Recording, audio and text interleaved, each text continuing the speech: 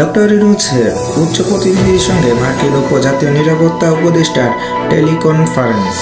Doctor ইউনূসের উচ্চ প্রতিনিধির সঙ্গে মার্কিন উপজাতীয় নিরাপত্তা উপদেষ্টার টেলিকনফারেন্স।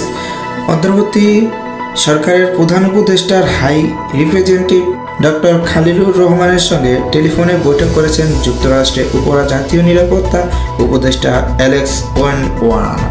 বুধবার 2 এপ্রিল সন্ধ্যায় এই বৈঠকে দ্বিপাক্ষিক সম্পর্কে নানা দিক নিয়ে আলোচনা হয়। বৈঠকে উভয় পক্ষ ভবিষ্যতে যোগাযোগ বজায় রাখার বিষয়ে একমত হন। প্রধান উপদেষ্টার উপর প্রেস সচিব আবুল কালাম আজাদ মজুমদার সংবাদ মাধ্যমকে জানিয়েছেন, এটি বাংলাদেশ অন্তর্বর্তী সরকার এবং নতুন মার্কিন প্রশাসনের মধ্যে এই পর্যন্ত সর্বোচ্চ পর্যায়ের আনুষ্ঠানিক যোগাযোগ। সম্প্রতি রোহিঙ্গা শরণার্থীদের জন্য $73 মিলিয়ন নতুন সহায়তা ঘোষণা করেছে যুক্তরাষ্ট্র।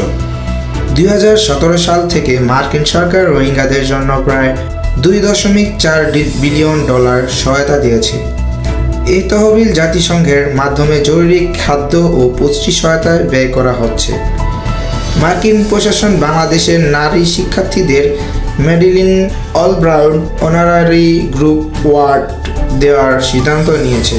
গত জুলাইয়ে গণ অভ্যুত্থানে নেতৃত্ব দেওয়া এই নারীদের প্রতি আন্তর্জাতিক স্বীকৃতি হিসেবে এই পুরস্কার দেওয়া হবে।